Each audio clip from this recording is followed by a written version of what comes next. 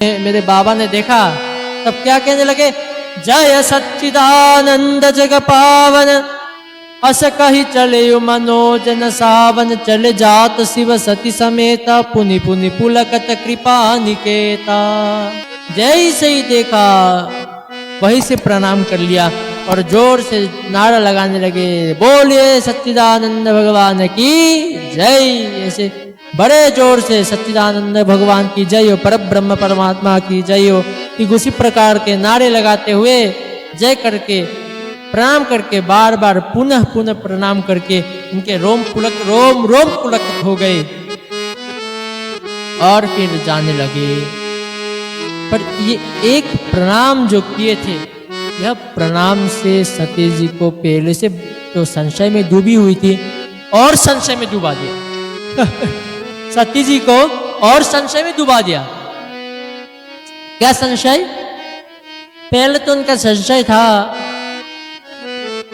कि ये कथा क्या सुनाएंगे, तो कथा सुने ही नहीं ब्रह्म के मेरे प्रभु रघुनाथ जी के, तो रघुनाथ जी को जाने कैसे? कथा सुनने से हमको रघुनाथ अपने इष्ट के बारे में जानने का सौभाग्य प्राप्त होता है। तो अभी जैसे मेरे बाबा ने सच्चिदानंद भगवान की जय, परब्रह्म भगवान की जय, तो माता सती को और भ्रम उत्पन्न हो गया। क्या भ्रम? मेरे शंकर भगवान तो त्रिकालदर्शी है, जगत के पिता जगत के स्वामी है, वे सर्वज्ञ है तो अब ये सर्वज्ञ मेरे शिव तो स्वयं परब्रह्म परमात्मा है, पर वह किसी जीव को प्रणाम कर रहे हैं और वो भी बस प्रणाम ही नहीं, बोल रहे सच्चिदानंद भगवान की जय, परब्रह्म परमात्मा भगवान की जय। और वो तो परब्रह्म कैसे हो सकता है? वो तो रो रहा है। और क्या भगवान को पता नहीं होगा मेरा पत्नी कहाँ है? अगर भगवान नारायण भी होते, नारायण भी भगवान शिव ही है, नारायण और शिव में कोई अंतर कहाँ है? अच्छा, और एक बात को, जो लोग शिव और नारायण में भेद करते हैं, बहुत ही सुंदर बात गोस्वामी तुलसीदास जी कहते हैं।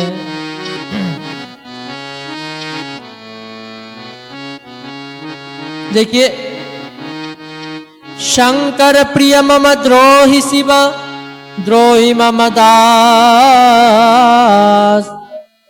तेनार करही कलप भरी, घोर नरक महुबास। इसको आपको अच्छे से समझना होगा। गोस्वामी जी कह रहे हैं, जो लोग शंकर के भक्त होकर राम जी को विरोध करते और राम जी के भक्त होकर जो लोग शंकर जी को विरोध करते हैं, वे लोग एक कल्प तक नरक में भोग करते हैं, एक कल्प तक। तो नारायण मेरे प्रभु की और मेरे बाबा में कोई भेद नहीं है, हरिहर भेद नहीं करना चाहिए। हरि और हर में भेद करेंगे तो कभी ज्ञान पैदा नहीं होगा, और जो शिव भक्त नहीं हो पाया वो कभी राम भक्त नहीं हो पाए। वह हम आगे समझेंगे। तो यद्यपि नारायण और शिव एक ही है, परब्रह्म है, तो नारायण भी त्रिकालदर्शी है, उनको भी सब कुछ पता है। तो वे क्या नहीं जानेंगे कि अपनी पत्नी कहाँ होगी? ये तो रो रहे हैं, मेरा पत्नी कहाँ है? वृक्षों से पूछ रहे हैं, कंकरों से पूछ रहे हैं, रो रहे हैं। और ऊपर से ये तो आदमी है, ये तो इंसान है, किसी राजा का पुत्र है।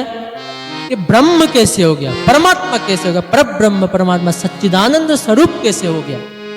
ये संशय उत्पन्न हो गया मेरी माता सती में।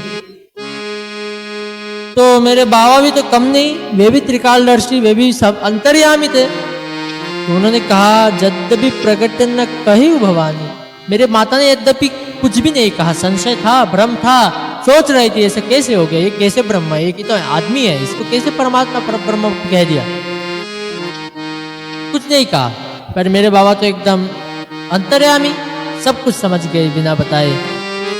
हर अंतर्जामी सब जानी, सबको पता है। तो बाबा ने अनेक प्रकार से समझाया, ऐसा मत करो, ये तुम्हारे कल्याण नहीं है। तो अच्छी तरह से सब कुछ समझाए, पर ठीक नहीं समझे। और इससे हमें ये सीखना चाहिए, जो बहुत समझाने के बाद भी ना समझे, उसको समझाना बंद करना चाहिए।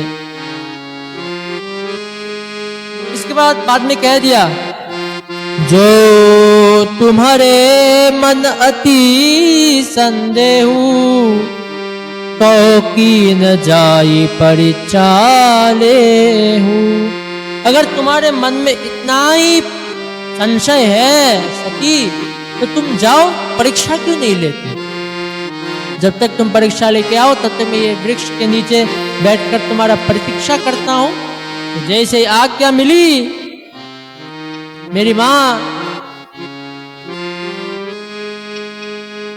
सोचने लगी, करही विचारु करो का भाई, क्या करूं भाई, कैसे परीक्षा लिया जाए? जैसे आज्ञा मिली चलने लगी। तो इससे हमें एक चीज बहुत जिंदगी में सीखना चाहिए, क्योंकि राम कथा को क्यों श्रवण करना चाहिए? देखिए, राम कथा श्रवण करने से जिंदगी अच्छी चलती है। मजाक की बात नहीं, हंसाने के लिए बात नहीं कह रहे हम। राम कथा से अच्छी गृहस्थी चलती है। एक भाई को अपने भाई से कैसे रहना चाहिए, बर्ताव कैसा होना चाहिए, एक पत्नी और पति का गृहस्थ कैसा होना चाहिए, सब इसमें पढ़ना है। तो जो बहुत समझाने के बाद भी ना समझे, उसको समझाना नहीं चाहिए। समझाओ, पर बहुत समझाने के बाद भी नहीं समझे तो समझाना नहीं चाहिए। क्यों नहीं समझाना चाहिए भाई? क्योंकि होई ही सोई जो राम रची राखा, को करी तर्क बड़ा वैसा का, होई सोई जो राम रची राखा। होगा वही भाई, होगा वही जो मेरे प्रभु ने रच रखा है और उसको कोई बदल नहीं सकता। होगा वही जो मेरे प्रभु ने रच दिया है। तो ज्यादा नहीं समझे तो इसको नहीं समझाना चाहिए, क्योंकि वही होगा, आगे वही होगा, देखा जाएगा। बहुत लोग कहते हैं तुम्हारी वजह से आज मेरा पार्टी कैंसिल हो गया, या अमुक हो गया, समुक हो गया, तुम्हारी वजह से हुआ। पर सच कहा जाए, कड़वी है, कड़वी है मगर सच है। उसकी वजह से तुम्हारा कुछ नहीं हुआ, उसकी वजह से होना था, ऐसा लिखा था, इसलिए उसकी वजह से हुआ। अगर उसके वजह से नहीं लिखा होता, उनके वजह से लिखा होता, तो उनके वजह से होता। समझो इसको, कुछ भी अपने वजह से, इसकी वजह से, उसकी वजह से नहीं, सब तो मेरे प्रभु की वजह से है। क्योंकि हो ही जो राम रचि रखा, तो करी तर्क बराबर। इस पे तर्क मत करो, क्योंकि वही होगा जो मेरे प्रभु, जो भी कर लो, पर जो मेरे प्रभु ने रचा है वही होगा। तर्क मत करो, को करी तर्क बराबर ऐसा, इसको बढ़ाने का कोई ये नहीं है। तो जैसे ही वे परीक्षा लेने चली गई, मेरे बाबा ने सोचने लगे अभी विधाता ही एक उल्टा है, उल्टा चल रहा है, विनाश काले विपरीत बुद्धि। तो मेरे बाबा भजन करने लगे भाई, राम राम करने लगे। तो इससे और एक सीख मिलता है, जब बहुत समझाने के बाद आदमी ना समझे तो चुपचाप भजन में लग जाओ। भजन में क्यों लगे? दो कारण है।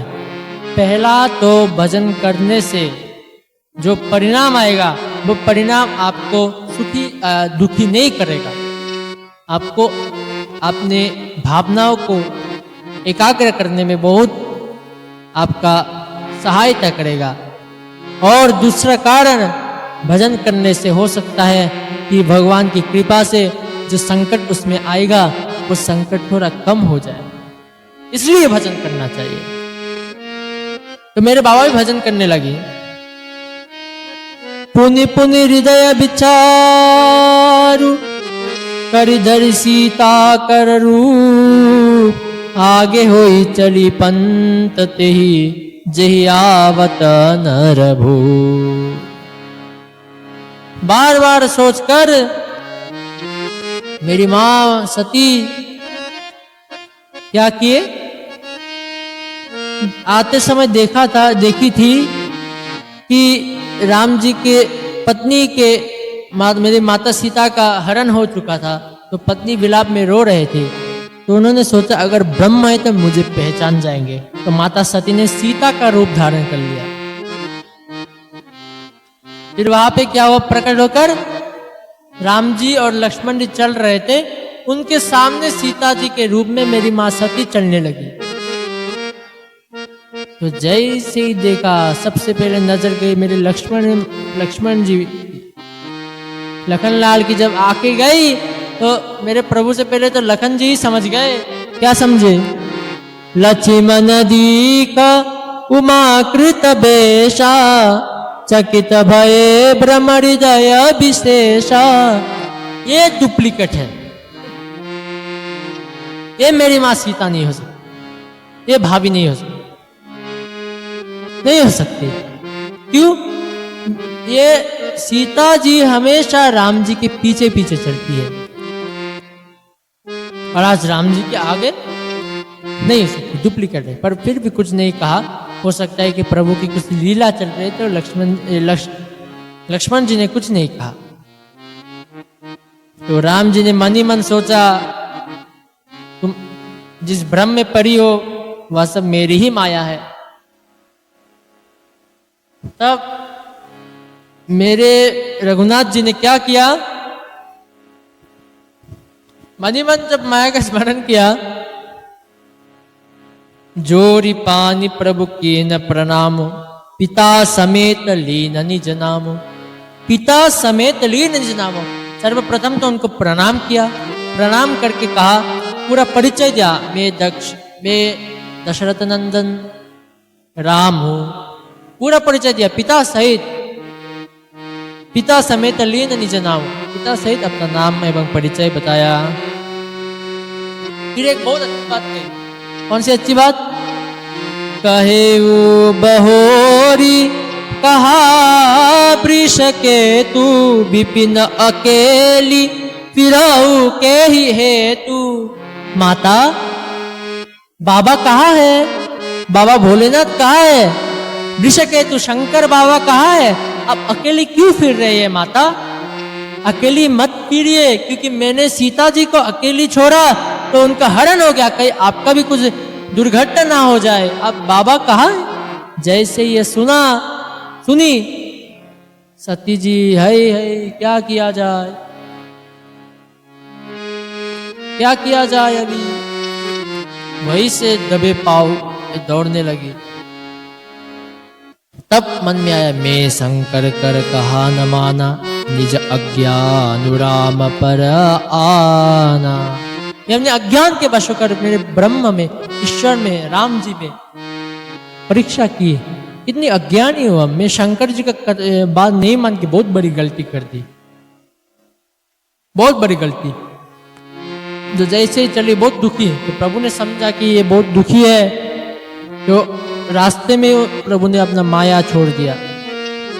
फिर जहाँ देखो, जिधर देखो वही राम लक्ष्मण सीता, अनगिनत ब्रह्मांड, अनगिनत ब्रह्मा विष्णु महेश, अलग अलग ये में, अलग अलग ब्रह्मांड में अलग अलग ब्रह्मा विष्णु महेश, पूरा सब कुछ जो देखने लायक नहीं है वह भी है, जो आपने कभी नहीं देखा, जो एग्जिस्ट नहीं करती, अस्तित्व में नहीं है, वैसे भी बहुत सारी चीजें थे।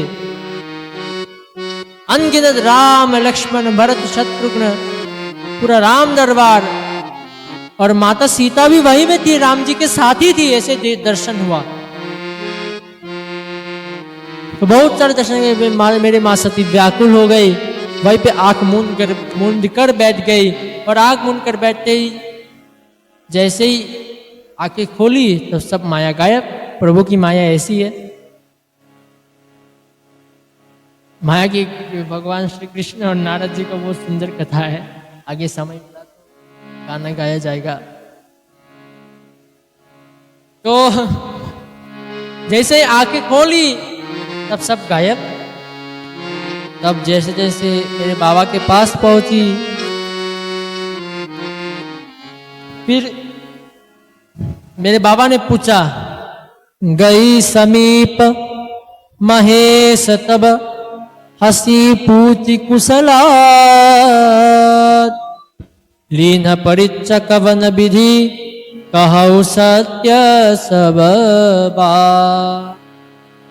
मेरे बाबा ने हंसकर पूछा, कैसी कुशलता के बारे में पूछा, और किस प्रकार तुमने परीक्षा लिया, वह विधि मुझे सत्य सत्य कहो। फिर सती समोज रघुबीर प्रभाव, भय बस शिवसन कीना दुराव। फिर भगवान की माया से जिन सती जी जगत पिता महादेव के अर्धांगिनी ने उनसे भी झूठ कहलवा दिया। कछु न परीक्षा लेनी गोसाई, कीन प्रणामो तुम्हारी ही नाई। प्रभु हमने कोई परीक्षा नहीं लिया, जिस प्रकार आपने प्रणाम किया था ठीक उसी प्रकार हमने भी प्रणाम करके आ गए। मेरे शंकर जी भी समझ गए कुछ ना कुछ तो गड़बड़ है। जैसे आग मूंद कर देखा सब पता चल गया, और उनको बहुत पीड़ा कष्ट हुई महादेव को। सब आगे आगे जब कैलाश की ओर बढ़ने लगे तब उन्होंने मन में ठान लिया, भगवान से प्रार्थना करने लगी, क्योंकि जो हमारी पत्नी है, अब जब भी मैं सती को देखूं तो मेरी माँ का रूप, मेरी माँ सीता का रूप भाव पे आ जाएगा, तो जिसमें माँ का भाव आए तो उससे गृहस्थी कैसे। तो जैसे भगवान राम का सुमिरन करने लगे, स्मरण करने लगे, तब क्या हुआ, जैसे भगवान राम का स्मरण करके तब मन में आया, एहि तन सती भेट मोहि नाहि, शिव संकल्प किन मन माहि। एहि तन सती भेट मोहि नाहि, शिव संकल्प किन मन माहि।